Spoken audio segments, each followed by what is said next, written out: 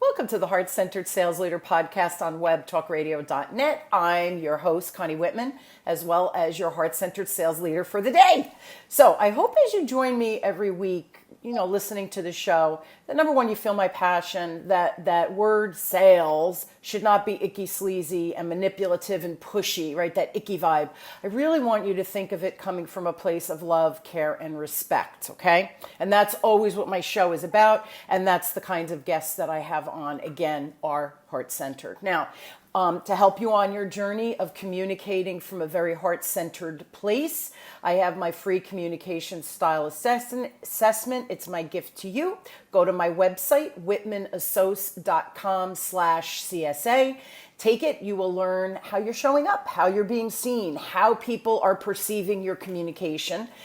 You'll also learn about some of your blind spots, which you might not know you have, but you do. And that, I think, gives us even more insight how to communicate more effectively. So again, whitmanassoc.com/CSA. It's in the show notes for you to find. And the last thing, I'm excited. I just created a Facebook group for this community. I really want to bring those heart-centered leaders together for us to share ideas and strategize and come up with tips and tools and ideas to create yet another resource for my community. Now, my motivational quote today is by Benjamin Franklin. Benjamin says, "Beware of little expenses. A small leak will sink a ship." So money, kind of an important thing in everybody's life, right? So why does it feel like sometimes maybe you just never have enough of it? Or what's the right habits that you need to incorporate to improve your savings and also to decrease that unnecessary spending? Of course, I have guests today. So not one, but two amazing guests. So today my guest is Dawn Mullarney. Now, Dawn has been on the show, I think, twice. So this is her, I think, third time on. Dawn is a trust officer and trust marketing specialist in the wealth management division of State Bank of Cross Plains in Wisconsin. Her colleague and partner in crime is Jane Simon. Now, Jane has extensive experience in private banking, and Jane coordinates and manages all aspects of her clients' banking services. Now, her goal is to create a unified vision and strategy for your finances, which is what we're talking about today. And private banking is for those who utilize a wide variety of banking services and maybe have a little bit more complex banking needs, or you just simply need someone that you can trust. So please help me welcome my two amazing ladies, Dawn and Jane, to the show. I'm so excited, you guys, to have you on. Thanks for just taking time in your busy day. Thanks for having us. Thanks for having us. So excited to be here. Yeah, so the listeners have no idea what they're in for with the three of us together, right, girls? That's true. Right. Yeah, all fun, but also very informative. So I want to start by spotlighting that you both have a podcast, right? Women bankers and a podcast. What a novel idea. I think it's an important idea. And by the way, everybody, I was a guest on it. And I think we did a really nice show filled with good content. Now, how does this come to be that you ladies joined forces to create a podcast? You work for a bank, right? Right. That's right. I mean, we are really, really fortunate to be able to work together. Dawn has had an incredible career thus far. And the podcast originally was with Dawn and a different host. Dawn, I'll let you tell a little bit about the history of our podcast and how it came to be.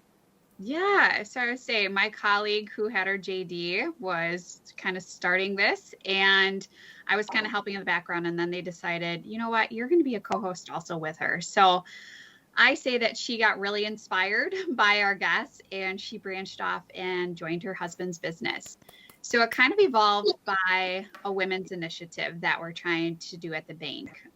It is kind of a male-dominated industry. Yes, so we're really trying to break those barriers. We have some amazing women on our team at the bank, with their CFPs, all these different experiences, specialties. And so, of course, we have our bankers, but also we have these amazing women in the community. So we're really trying to spotlight them, whether in our community and outside, and really have different unique speakers come on, like yourself, Connie, to come and talk about different topics or to talk about different journeys that they've had to help empower, inspire other women to really keep moving forward and to really inspire each other and come with their expertise or what they specialize in and help educate also. Yeah, and you know, you guys, the podcast is just such an awesome platform. It's fun, it's easy, great way to share some valuable content so that people, whether you're driving in a car, going for a jog, you know, working on your Peloton, or even just walking the dog, right? You have an opportunity in that 20, 25, 30 minutes to digest some fun but really quality content to hopefully help in whatever area of your life that the show is, you know, specifically talking about. And, you know, the three of, like, my background is banking, right? So, you know, I have my MBA in finance. You ladies are private banking, wealth management. Money's important. It's an important topic. Business is an important topic. Women owning their greatness, right? And becoming financially stable on their own. God forbid something happens to a family member or spouse, right? All of these things are super, super important. And it's fun that we're able to have this platform of podcasting to get that message out. So I love what you're doing with your podcast. And also the other cool thing, Jane and Dawn, that your bank is supporting this and allowing you the time and the resources to create this platform. Man, that's just such a good win for your community, right? Your client community, but it's great for the bank from a marketing standpoint, right? That they really truly are giving back to their community, and then even bigger than that. So it's just such a great platform. Now, your show is called Wealth Ways, which I just love. And you always ask questions about wealth and what does that mean to, like when I was on, what does that mean to me? Why do you ask that? And what are some of the cool answers I think that you've gotten? That's a great question. You know, we have asked that question so many times of our guests. And, you know, when you think of wealth, obviously the initial connotation or the initial thing that people typically think of is money or financial security. But I would say that is in the minority of responses we've gotten. We've gotten a lot of people who have mentioned balance between work and life. And we've gotten a lot of people mentioning health. Obviously, health is extremely important. Spirituality has been another common theme for people to respond with. There's just so many other things out there. And when we initially had the podcast, when it initially started, it was very, very financially focused. And what we have found is business and finance is extremely important, obviously, but the stories of each individual person who've been guests on the podcast have really sort of moved into more of that entrepreneurial spirit. We've talked a lot about that. Excuse me, taking that leap of faith, maybe when people are going through a career change, and then also just personal lives and how that impacts their sales style or how that impacts the way that they run their career. So it's been really eye-opening and great to ask that question and hear the wide variety of responses. You know, it's funny. I know sometimes when I ask a question, whatever the topic is that we're talking about, right? So today it's kind of wealth, right? What does that mean for different people, right? How do we save more and those kinds of things is a piece of the puzzle. Really, everybody should tune into your podcast so that they can tap into that on a regular basis to digest the different information and strategies, right? To become, you know, what do we call healthy, wealthy, and wise. But it's fascinating because sometimes I'll ask a question and I think that I know what the guest is going to say, and phew, they come from a totally different direction. And I'm like, wow, wasn't expecting that. And then what happens is we sometimes go off topic of what my intro is. We start talking about that tangent because clearly that was value added for my listeners, is what I often find. Do you find that to be the same thing when they answer these questions that you go, what? Didn't expect that, right? Yeah. And I would say kind of when we started this too, we had, you know, a lot of set questions and the flow that we thought it would go. And really what we've discovered is just do it naturally and kind of, you know, pique the interest. And I think the overall reason why we ask that question also is to break down the barriers or to make people think wealth is so not intimidating, where it can really be intimidating to some people, and maybe is a reason that holds people back from even to wanting to learn more or to ask questions.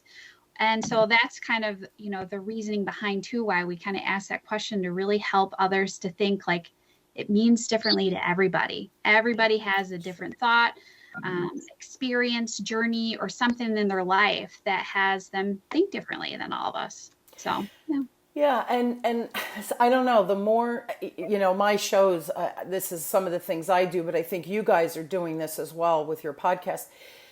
Everybody comes to the table, all of us, we're human, right? And you have your perspective. And I always say it's not right or wrong or good or bad. It just is, right? Through your beliefs, through how you were raised, through your career, through your teachers, your ministers, right? Your priests. We have a perspective. And I love that you guys are taking that stance of, okay, own that, that's fine. But what else is out there? So if we could go from, and those that are listening on Apple Podcasts, I have my hands up like side by side on either side of my face.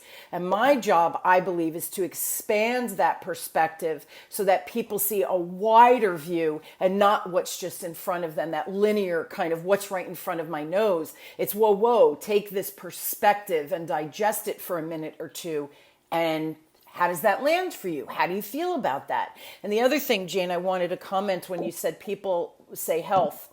I know when I do my training, it doesn't matter, corporate clients or one-on-one clients, I'll always say to them, what's the most important thing in life? And I giggle because 90% of the time people's answer is money. And I giggle back and I say, is it though? Because if you're not healthy, really health is our number one thing. If we're not healthy, you can't make money. You can't take care of your family. You can't show up and deliver big. So health is kind of the most important. And I often tease and say, and the second most important thing is taking care of your family, whatever that means. And then really the third is the financial. But you need them all together. You can't be wealthy and say crap to the family or just eat cheeseburgers every day, right? That balance in life, I think, is real important as well. And the other thing, Jane, I want to comment on that you said about the spirituality.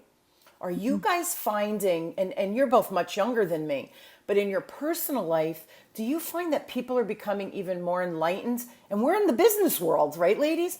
But are you finding people are more aware of that spirituality, the universe, and all those kinds of things? I'm curious. Yeah, I definitely feel that. I think I don't know if it's because of the last year when people have been, have sort of forced to take a look, right? A lot of us were working from home, or even if you weren't working, people weren't working from home, there were some drastic changes in the world. And I think it brought up a lot of questions and a lot of deep thoughts. And, the Madison area certainly has its own slant on spirituality and just like, different perspectives. And I think especially here, there's been a lot more focus on that. And really just like trying to find peace. I think there's a lot of people out there who maybe would just grind really hard at work, grind really hard at whatever they're doing, and not give a second thought to taking care of themselves or even just connecting with nature or just the universe in general. So yeah. I definitely think there's been a shift. Yeah. Dawn, how about you? Have you seen the same thing in your orbit of people? Yeah, I would say a lot of people I feel like are just really thinking about things or just more aware of stuff, where they're really doing that extra planning even too now, where it's kind of that wake up call, which unfortunately, you never wish anything bad upon a person, but now it's finally getting people to plan for the future, to actually plan to leave for their legacy. But they're also thinking of like, wow, I only have one life. How can I really be impactful? How can I really enjoy the moments and be myself? And I think I don't know, there's a lot of things going on. And I think so many people are just so much aware of themselves, how they should think and be present.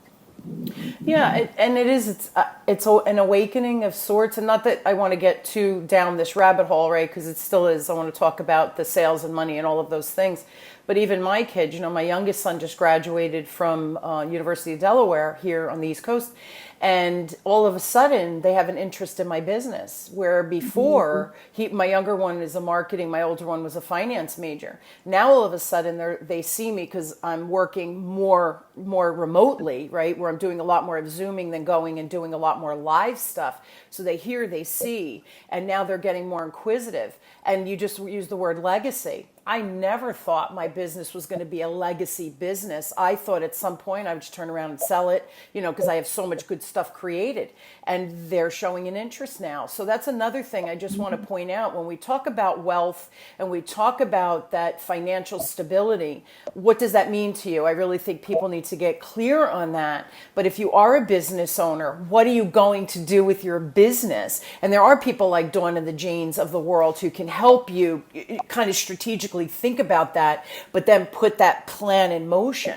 So over the next 10 years for myself, what does that look like? What does that business look like? What's the scalability? What is it for me to bring them on and create that legacy business? Never thought about it until this year. So that's another thing I really like people to think about, both with finance, business, career, whatever, wherever you are. It doesn't matter if you're in the corporate world. What does that future look like? It changes. So again, my son just graduated. A year ago, had you asked me that, I would have said, I'll probably sell the business. That's changing. So I think we need to be fluid in our thinking as well. I don't know. What do you guys think on that?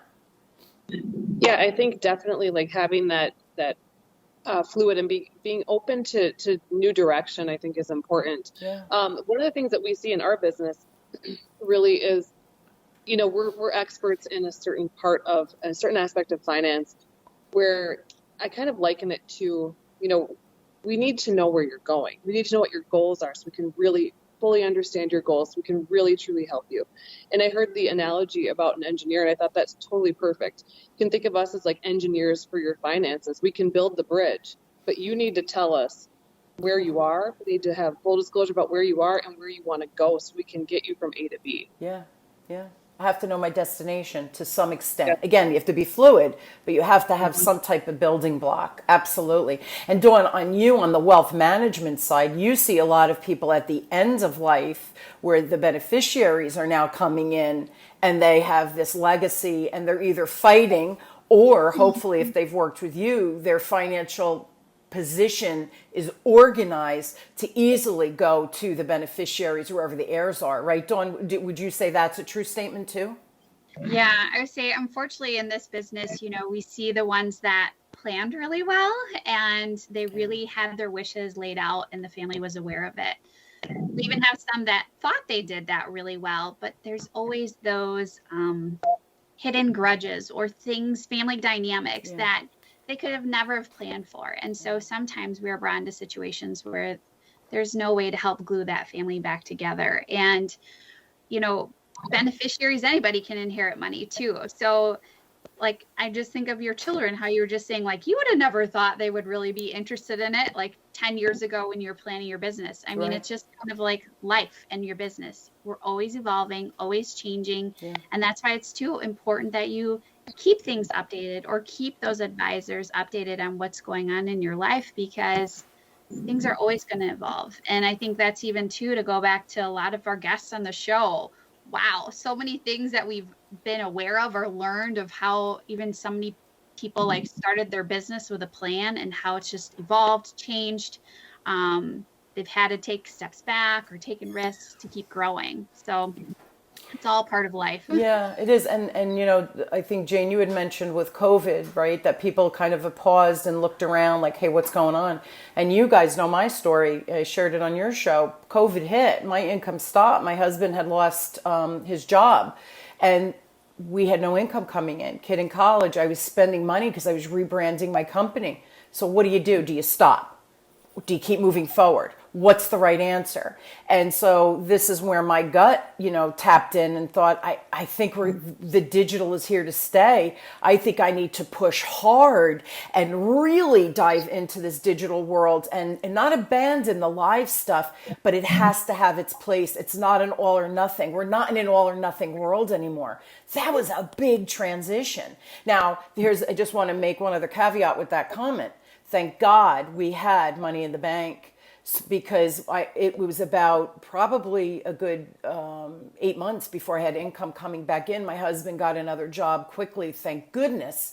But we had quite a bit of money saved. Now it's depleted, but that's okay. Now we can replenish that. We still continue to put money into retirement. So your plan is still your plan, even though COVID pulled the rug out literally from under us.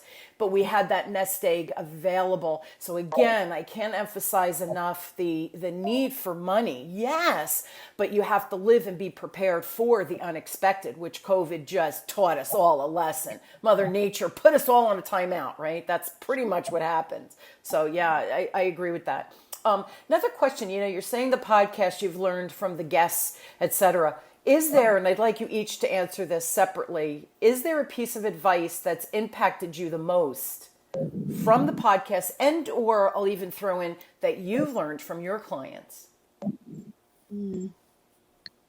I can go first, I guess, because one is very top of mind to me. I have my husband and I have 5 children, and they're 2, 4, 6, 8, and 10, which, our lives are crazy and wild and, fun.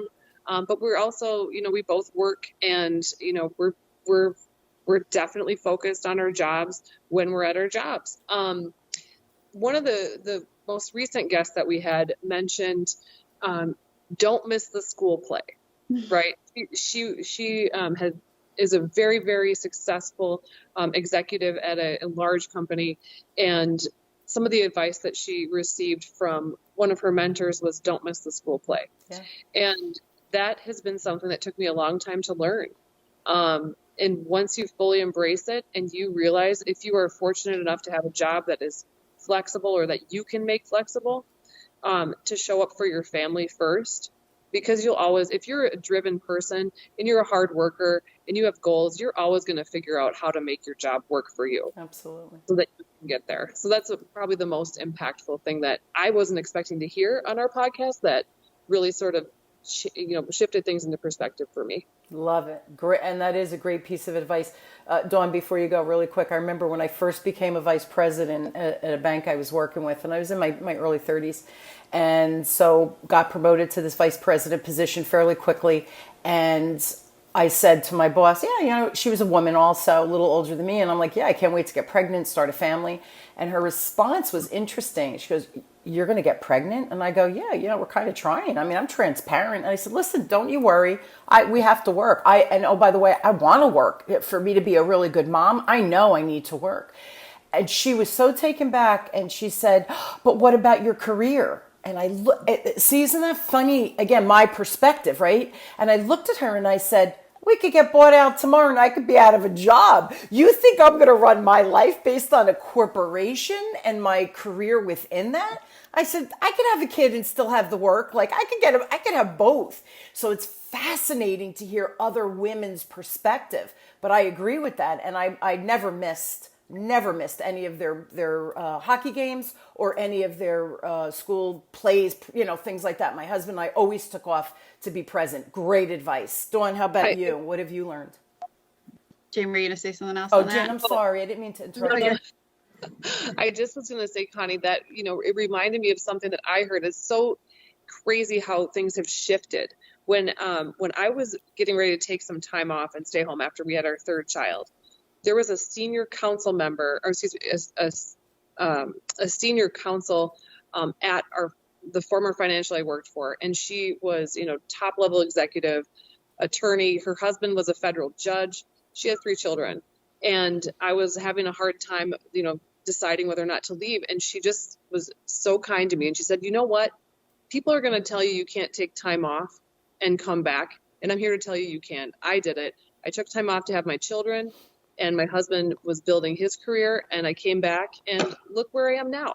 So I think that having more women in the field, being able to counsel people going through that has just been an amazing shift that's taken place, hearing your story compared to what I experienced. Absolutely. Yeah. Crazy, right? It's crazy. Time. Dawn, how about you?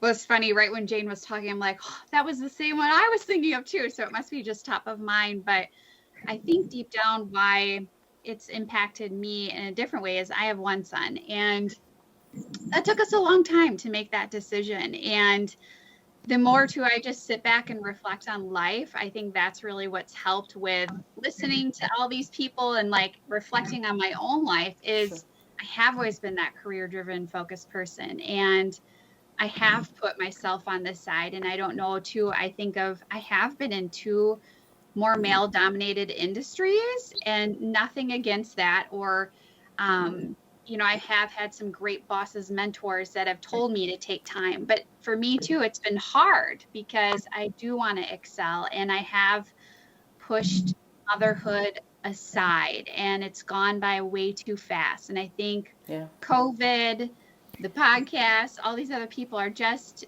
inspiring me more of how I should really show up and be me, but also be the mom I wanted to be, and how I can be that mom. And I don't know. It's been interesting because so many of the women we've had on the show, they're not all mothers, but they've all had different pieces where I think it's just such wonderful advice from all of them, and how it just inspires me too, of just like, okay, I guess I am normal too, where I think we always think that we're the odd duck out, but hearing other stories, you just can relate in any possible way, I think, throughout their stories. Yeah, and I'm much older than you guys, and I was told I couldn't get a sales position in the first company I worked for out of college because I was a woman. But I was blessed because the regional at that, and I think I shared that story on your show, but the regional, he loved me, and he had a 14-year-old daughter. So he was thinking, what's my daughter going to face? Let me help this young lady who is ambitious. I was going for my MBA at night. I was a nice kid. I'm a nice person. I was raised right. He saw all of those things, and he helped me when I went to look for another job. He said, go take the interview. Go do what you have to do. You come to me. Don't worry about anything else. So he really allowed me to not... I could have said, oh my God, what am I going to do now? And he could have been like, your problem, honey, right? Figure it out. But he really took on that mentorship role for me. So I was very, very lucky right out of the gate to have someone in my corner, so to speak, even though I was being held down because I was a woman, right? And things have changed. And here's the other thing. We've all had crapola bosses. Let's face it, everybody listening, you've all had crapola bosses. We all have. Nobody is immune to that. But again, I had him, and I had other male colleagues and male bosses who really took on a mentorship role for me and inspired me, but told me, you can do that. You could do both. When I became a mom, you can do both. We can figure that out. You do what you have to do. And they were family men. So again, my show, Heart Centered, I was exposed, thank goodness, to men who were heart-centered before it was a thing. And these were big executives, but they were family men. So again, it's balance. It's all about that life balance of, yes, we could be corporate, but we could be human too, right? I don't know. Yeah. Yeah. We live in a crazy world, that's for sure. I want to come back to banking for a second. What do you guys, because I love sales, right? It's my jam, baby, sales.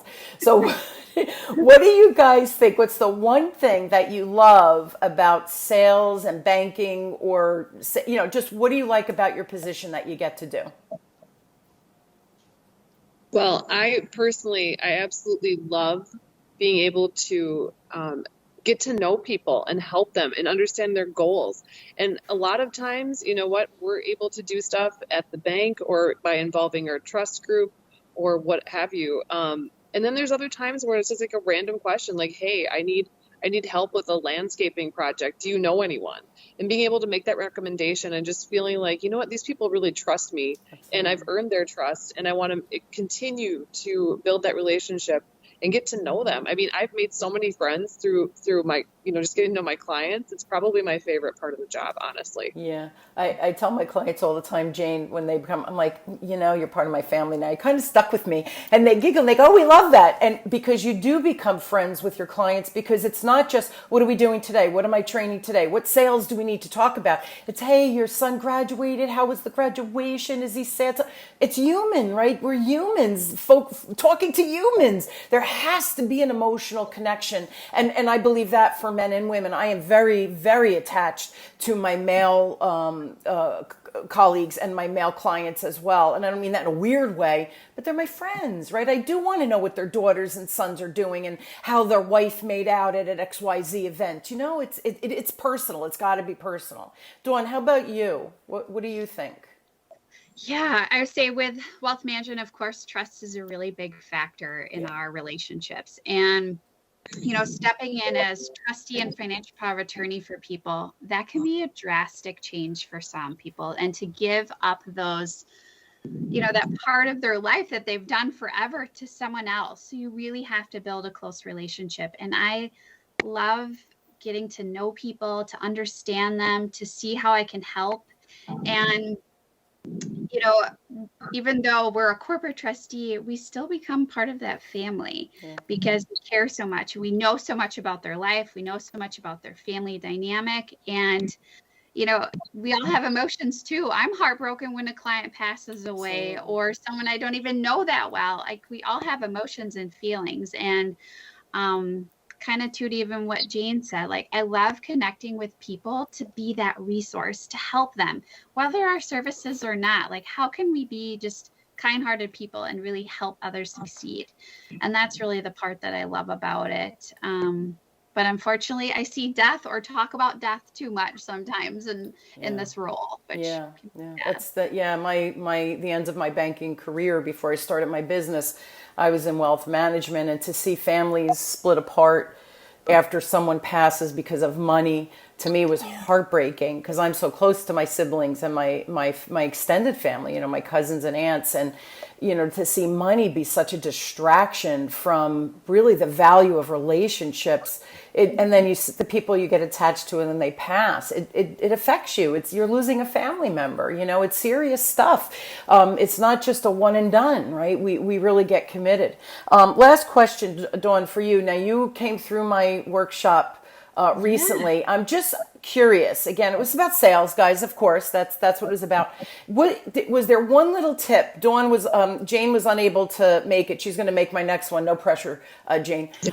Dawn, what is there one thing that stood out that maybe you didn't know that you were like, oh, I love that concept or I love that thought? You had a lot of great suggestions. Good answer. Yeah, it was great. The one thing that I realized is I'm the one that holds myself back sometimes from succeeding, or, just even my confidence level of things where, I don't know, you just made it in a way of like comfortable feeling of like, you do have these great strengths. Yeah, there's some things you could work on. But overall, it still makes me the person that I am and why I connect with our clients, or why I'm the heartfelt advocate, because I do care. And there's strengths and the weaknesses part of that too, So I loved it because it got really in depth. So thank you, Connie. Yeah, I put Dawn in my petri dish. She was one of the people to volunteer so I could, my CSA, everyone that I offered at the beginning, heartfelt advocate is what Dawn, she shines. And, just from being on the show, everybody listening, can't you feel that she's heartfelt? So my CSA, my communication style assessment really does, it just lets you clearly see who you are. But I also spotlight the blind spots because we have to be mindful of those blind spots. You might never get good at them, but you have to be aware of them. To just say it's just the way I am it's unacceptable. And so it gives you tangible things to work on to get better. And in my case, right, it was talking how to use that communication to sell more effectively, to give bigger to your clients, to connect on a more intimate level. Again, not in a weird way, but to truly understand the client. So yeah, and oh, by the way, I don't believe we have weaknesses. We have areas that we have to develop. None of us are weak. We are who we are. We want to take that information by the reins and always build from a place of strength, because that's where you can catapult the results when you start from that area of strength or that perspective of strength. And you're great, and you are a heartfelt advocate, and own that, because it makes your it's your clients are lucky because you do come from a place of love, not from a place of how quickly can I make this deal happen. And Jane, I know you're the same way. When you're coming, see, those people aren't listening to my show. Like, how much money can I make? They're not heart-centered. They're not listening to the show. So you guys are my peeps for sure. Everyone, I know that you're in love with my two friends because I am too. They've become really good friends of mine, and I'm honored to have them in my orbit. Please go to their website. Their bank is amazing as well. You heard some of the cool things that the bank is allowing Jane and Dawn to do. Wonderful executive team. Shout out to Dan, who's I know is Dawn's boss. Jane, do you report to Dan too? I report to Paul Manchester, and he's outstanding. I think our entire executive team, just being on board with this initiative, has been really refreshing and amazing for both of us. Yeah, kudos to them. I had Dan on my show too. He was just a delight, just a truly enlightened man, I will say, also. So yeah, you guys are lucky, man. You need the support. We all need support. Men, women, doesn't matter what age or what group, we need to support each other for sure. So please go to their website. It's SBCP Bank. In the show notes, sbcp.bank is the website. Dawn's email, if you have questions specific for Dawn, it's Mullarney, Mullarney. Wow, that was just screaming my Jersey accent just then. I know, I saw you smiling. Dawn Mullarney, my Jersey accent, at sbcp.bank. And Jane, she's easy. Jane, it's J Simon at sbcp.bank. Guys, I also think you should tune into the podcast. They have some amazing guests. They like I'm part of their podcast. They talk about, I'm taking ownership because I was a guest, right? They talk about obviously financial stuff, but they really do talk about life and how do we navigate that business, right? Our career and that home life. So please tune in. I'm not going to go through the long URL, but I will put the podcast link in the show notes. The podcast is called Wealth Ways, plural, that WEALTHWAYS. So tune in, check out Dawn and Jane. You guys are weekly, right? You do a weekly show? Yeah. Yeah. So yep. Tune in, listen to me, then listen to them, and you'll get your fill of the three of us, right? And talk about energy levels. So tune in. You guys, thanks for being on, Dawn and Jane. I love you. I love you both so much. You're my people, man. You get me, I get you. And I think what you're doing is amazing. Keep up the great work. Keep being yourselves and just keep rocking it, man. I love it. Love what you're doing. Thank you, Connie. Well, thank you. And feeling is mutual. We love working with you. And thank you so much for inviting us on today. Oh gosh. I hope people found our conversation valuable. And Dawn, you said something before, which I just want to comment as we close the show. You're not alone. We're all going through the same stuff. Maybe not at the exact same time, but we're all going through the same stuff. We have more in common than we think we do. And that's another reason I love the show, for people to pause and say, oh, somebody else is going through that same feeling or that same situation. What a great thing to learn. I think it helps us feel not so alone in a world that where sometimes maybe we can feel alone. So thank you, ladies, for joining me. And I hope you guys will join me weekly as we question, build, and discover together that no matter where you are in your life, in your career, in your business, I really do hope my guests and I provide some tips, strategies, and ideas. You know me, it's all about the application. Take something you learned, apply it in your life, and that's when the magic happens. That's when the change that we could create, that we're seeking to create in our life, starts to pop and work. So thank you again, ladies, for joining me. You've been listening to the Heart-Centered Sales Leader Podcast with me, your host and Heart-Centered Sales Leader, Connie Whitman, on webtalkradio.net. I truly am honored to have you all on this journey with me, and I really do hope you enjoy the show. Keep tuning in. Keep sending me the love, and I'll keep sending the love back out to you, everybody. Have a great, inspired week, and stay well. Thanks.